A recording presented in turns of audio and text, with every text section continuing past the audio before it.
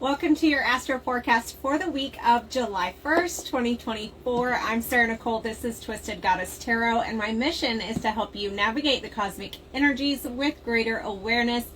If you're watching right now, you're probably watching the replay. If that's the case, leave a comment so I can come back and say hi to you.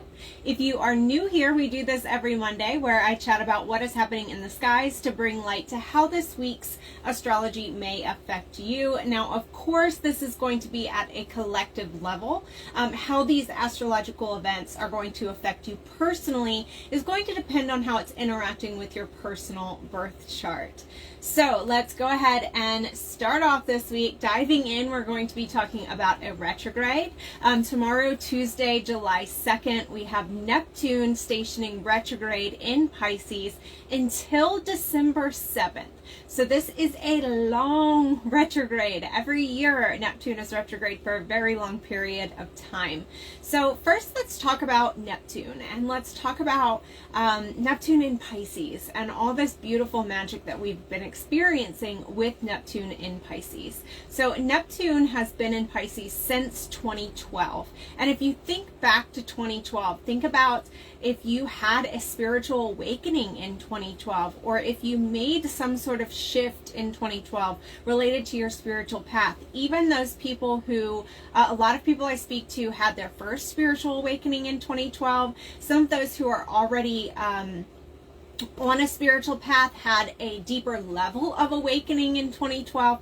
That is due to Neptune, our planet of spirituality, entering its home sign in Pisces in 2012. So this has really contributed to this great awakening or great spiritual awakening that we've been seeing in the last 10 or so years. So Pisces is ruled by Neptune, and as it's been moving through Pisces, we've been pushed to really deepen our spiritual lives. Things like crystals, meditation, breathwork, tarot, astrology, etc., have all been much more accepted and much more mainstream since Neptune entered Pisces in 2012. I believe it is going to be staying there until 2026. I have some notes right here. Yeah, 2026 is how long it's going to be in Pisces. So we still have a while there. So Neptune is this beautiful planet of spirituality, right? But it's also the planet of illusions. So it can tend to have us seeing through rose-colored glasses. I always tell people to look at where Neptune is in your birth chart. What house is it in? What area of your life it's in? And we can tend to kind of view that area of our life through rose-colored glasses where Neptune is. And I know that when we talk about retrograde, a lot of times we're so used to Mercury retrograde messaging and about how Mercury retrograde can get a little bit foggy. We can get a little bit confused. Clarity can kind of be just outside of our grasp, right, during Mercury retrograde. Now, Neptune retrograde is much, much different than other retrograde energies. That is because Neptune is the planet of illusions. Neptune is the planet of these seeing things through rose-colored glasses. Neptune kind of is the veil, right? Neptune is the smoke screen, if you will. So as Neptune begins to slow down and turn its energy inward rather than outward, we may have some illusions come down and we may be forced to see the reality. You can see it as the veil lifting. So Neptune retrograde is different than other retrogrades where we're not having a lack of clarity in this area. If anything, it's kind of more clarity, right? Seeing things for how they really are. Now, for some of us who like to spend our time in daydream land, which Neptune is also a planet of daydreams, imagination, right? This can be kind of startling to be like, oh, I don't want to see the reality. I always talk about, when I talk about Neptune, and especially Neptune retrograde, I like to give the analogy of the Wizard of Oz. So you know how the part in the Wizard of Oz where they go to see the wizard and there's this big head on the screen, and then all of a sudden they see the man behind the curtain that is operating the illusion, that is operating the smoke screen, and the man behind the curtain says, and he makes the illusion say, pay no mind to the man behind the curtain, right? That is the energy of Neptune retrograde. the illusion is falling away, and we can see the man behind the curtain that is operating the illusion. That is Neptune retrograde. So as you can see, Neptune retrograde can really be beneficial for us. It can allow us to take those rose-colored glasses off, to see the man behind the curtain, to see through the illusion, to see through some of what we've, may have made up or been made to believe. Hey, Deb. So Neptune retrograde is going to be a time to reimagine your dreams, reclaim your childlike wonder and your sense of mystery, redefine what it means for you to be compassionate. It's a time to reclaim your faith, reclaim joy, reclaim magic, reclaim imagination. You could experience increased sensitivity and increased creativity during Neptune retrograde. You could even experience lucid dreams, increased intuition, and even psychic overload.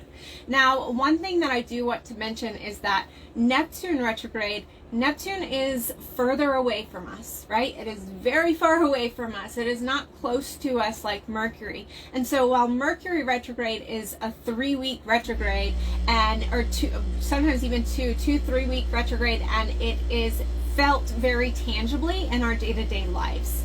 Neptune retrograde is a much longer cycle, right? We're starting it now. It won't be complete until December, but it is much more subtle. You're not going to feel it as tangibly in your day-to-day life.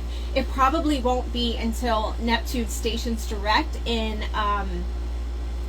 December that you step back and go, oh, I saw through some illusions during that time. Right? So just keep in mind also though, but if you do have some lucid dreams or some psychic overload, that could be due to Neptune retrograde.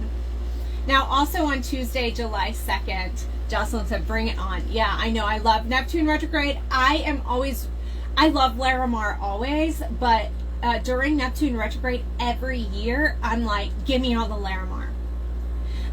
So Larimar is very helpful for me during Neptune retrograde, and maybe it's helpful for you as well. So if that's something if that's a crystal that you have, that's something that I work with closely during Neptune retrograde.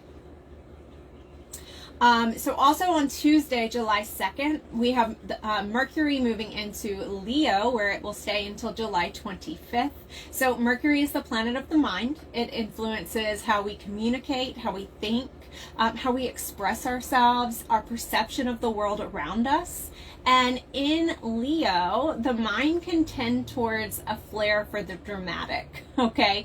So remember to touch some grass during this time. Make sure you have a grounding practice in place during this time. Also with Mercury in Leo, head and heart alignment is going to be so important during this time because Mercury rules the head space and Leo rules the heart. Right? That is why we talk about having a lion's heart, lion heart energy. Leo the lion, it rules the heart in astrology. And so the two are coming together now. Mercury, the planet of the mind, in Leo, which rules the heart. So also Leo rules your creative self. Right? So you may see the mind become more creative during this time and may even find that you want to express yourself more creatively. Now, of course, in astrology, there's no good or bad. There is higher expressions and lower expressions of every single planetary placement that we have. And with Mercury in Leo, the lower expression or the challenges of this placement during this time include self-centered thinking. So definitely be aware of that. Be on the lookout for that, not just in yourself, but in others as well, right? Now, also this week, we have a beautiful, beautiful gateway or portal, whatever you want to call it, that we have every year around this time.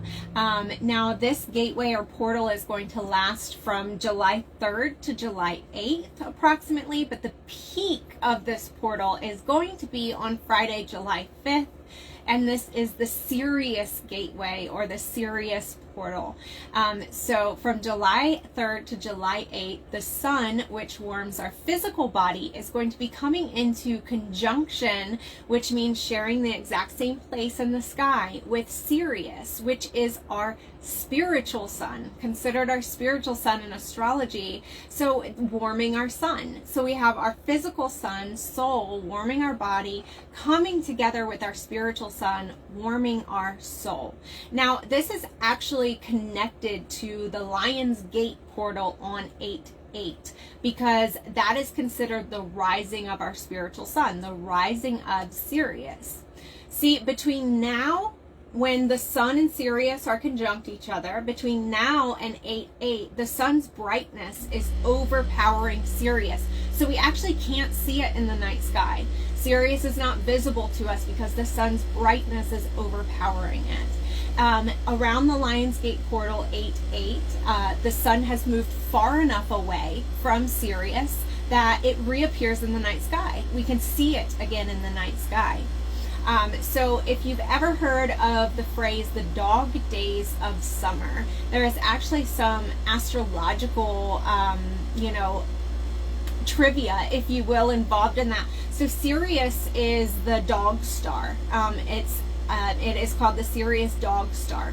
And so when it rises again on 8/8, it said that the dog days of summer are over. A lot of people ask me during these portals, during these gateways, like the Palladium portal or the Sirius Gateway, things like that. A lot of people ask me, what can I do to harness this energy? First, I do want to say that anytime we have one of these portals or one of these gateways, the sun is going through that area, absorbing the energy of that fixed star and then beaming it down to Earth. So you're going to be getting that energy whether you know it or not, whether you do anything or not, right? But I do understand that some people want to do a little bit more to harness it. We like rituals here, right?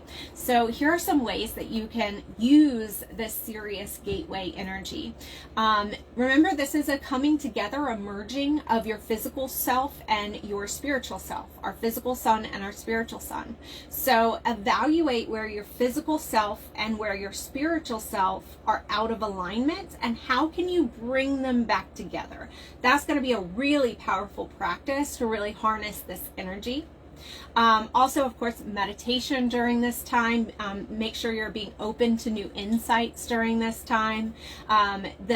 If you believe that there are other galactic beings out there, like I do, the Sirians, the ones who come from Sirius star, the Sirians are said to lead a simple spiritual life. So during this portal or during this gateway, see where you can simplify your life.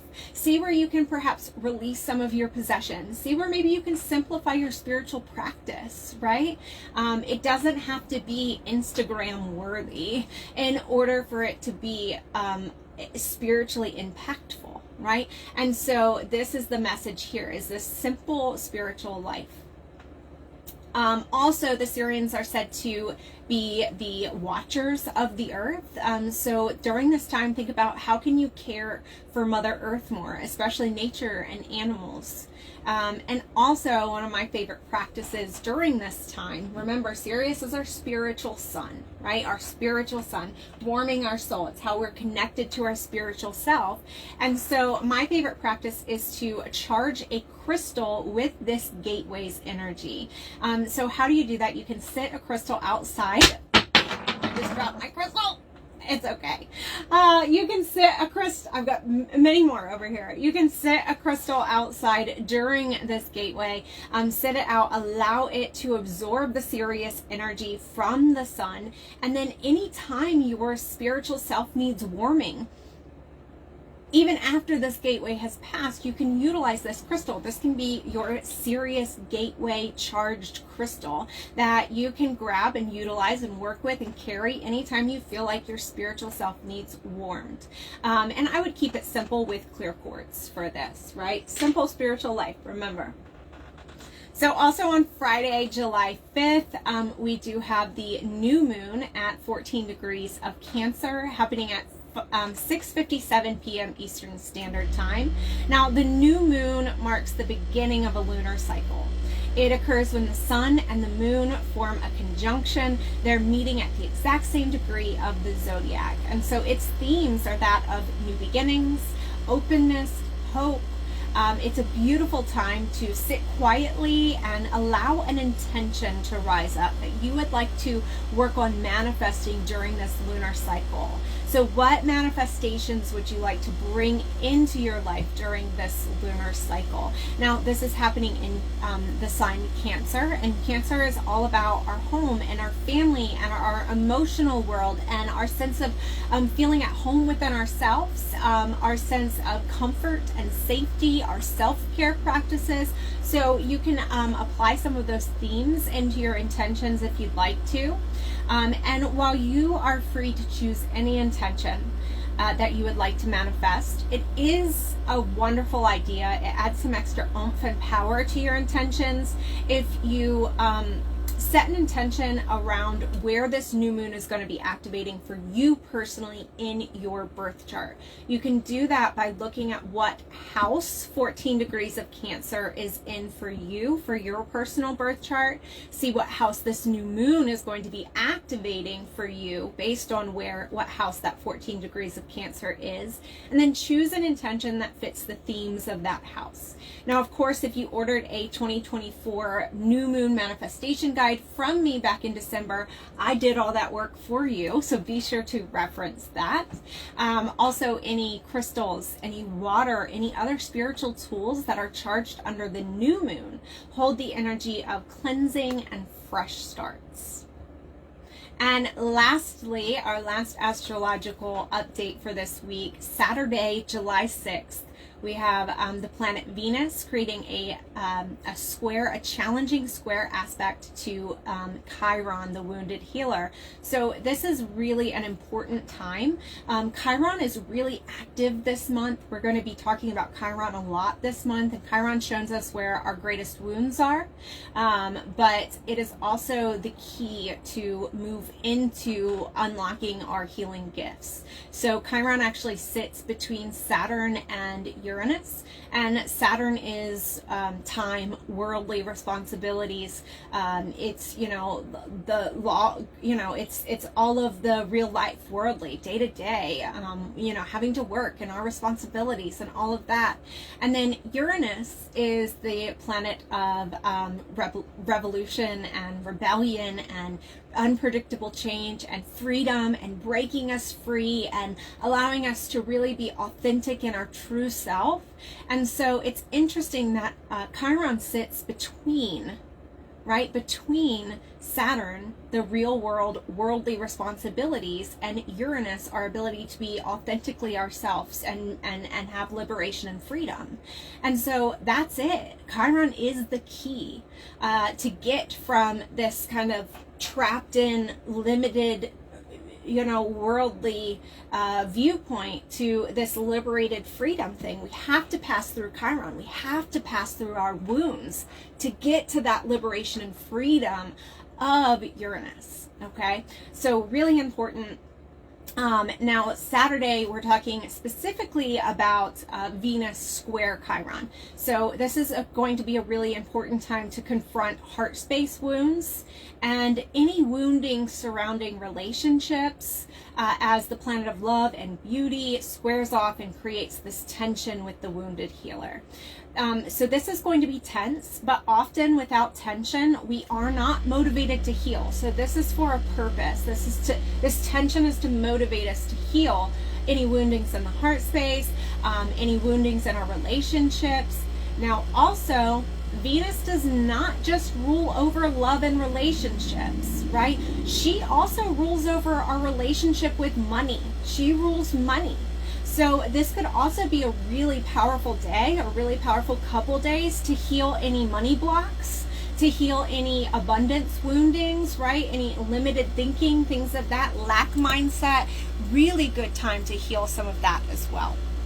So that is our Astro Forecast for the week. I hope you enjoyed it. If you have any questions, do not hesitate to drop them below in the comments, and we will do this all again next Monday to see what is in store. This will be available for the replay if you missed any of the beginning, and it will be up for you to come back to all throughout the week to remind yourself of what is happening in the skies.